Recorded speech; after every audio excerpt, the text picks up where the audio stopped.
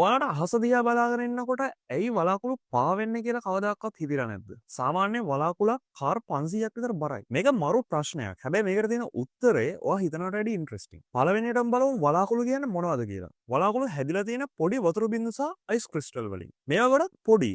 හරියට දූවිලි වගේ. ඒකින්ද මේවට අහසේ රැඳිලා ඉන්න පුළුවන්. සාමාන්‍යයෙන් මෙහෙම තියෙන වලාකුළක් කිලෝග්‍රෑම් ලක්ෂ 5ක් විතර බරයි. එතකොට කොහොමද මේ වලාකුළු පාවෙන්නේ? මේක තේරුම් ගන්න නම් අහස කියන්නේ මුකුත්ම නැති හිස් තැනක් නෙමෙයි කියලා පොඩ්ඩක් මතක තියාගන්න වෙනවා. නයිට්‍රජන්, ඔක්සිජන් වගේ වායුන්ගෙන් අහස පිරලා තියෙන්නේ. ඒක හරියට වායුන්ගෙන් පිරලා තියෙන ලොකු සාගරයක් වගේ. වතුරේ කිමිදෙනකොට ගැඹුරට යද්දී ඔයාලට පීඩනය වැඩි වෙනවා දෙන්න තියෙනව නේද? වායු ගෝලයේත් පහළට එද්දී මේ විදිහටම පීඩනය වැඩි වෙනවා. ඔයාලා මේ වීඩියෝ එක බලන වෙලාවෙදිත් ඔයාලගේ ඇඟේ හැම වර්ග සෙන්ටිමීටරයක්ම තමයි කිලෝ පැස්කල් 6.9ක විතර පීඩනයක් ඇති වෙනවා. ඒක අපිට දැනෙන්නේ නැති වුණාට ඒක සෑහෙන ලොකු පීඩනයක්. ඔන්න දැන් තමයි ඉන්ට්‍රස්ටිං පාර්ට් එක එන්නේ. වායුන් සහ ද්‍රව කියන දෙකම ඒක ගබඩා කරලා තියෙන භාජනයේ හැඩය ගන්නවා. ඒකින්ද අපි මේ දෙකම තරල. එහෙම නැත්නම් ෆ්ලූයිඩ්ස් කියලා හඳුන්වනවා. ඔයාලා කැපචිනෝ බීලා තියෙනවද? මේ කැපචිනෝ එකේ යටින් ලික්විඩ් මිල්ක් තියෙනවා. ඊට උඩින් ඝනත්වයෙන් අඩු ෆෝම් පාවෙනවා. අපේ වායු ගෝලය වැඩ කරන්නේත් මේ විදිහටම තමයි. අර වලාකුළු වල තියෙන ඝනත්වයෙන්